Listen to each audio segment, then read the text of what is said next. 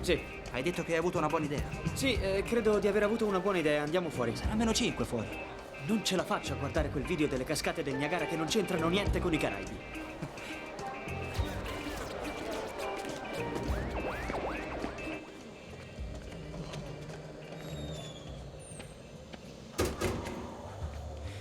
La gente è accorsa in massa su FaceMesh, giusto? Sì, Ma non per le foto delle ragazze fighe, puoi trovarle ovunque in rete le foto delle ragazze fighe. sì.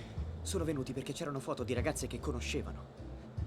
La gente vuole andare su internet e curiosare sugli amici, allora facciamo un sito che dia a tutti quello che vogliono, foto, profili, qualunque cosa possano cliccare, guardare. Magari cerchi una che hai conosciuto a una festa, e non parlo di un sito per cuori solitari, io parlo di prendere l'intera esperienza sociale del college e metterla in rete.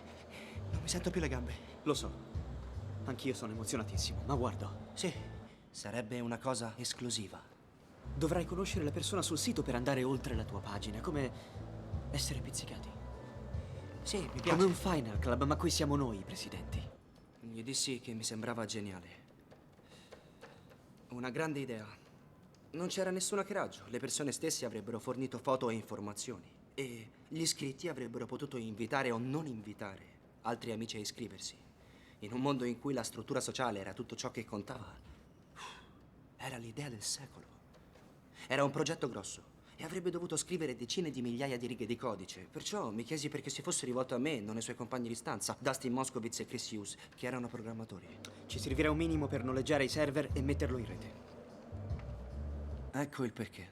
Propose condizioni? Sì, Dividiamo 70-30. 70 a me, 30 a te che metterai $1000 e ti occuperai della parte economica. Sei il direttore finanziario. E lei disse? io dissi facciamolo. D'accordo. E lui aggiunse qualcos'altro? Sì, Senz'altro perché è politicamente corretto. Ma che ti frega?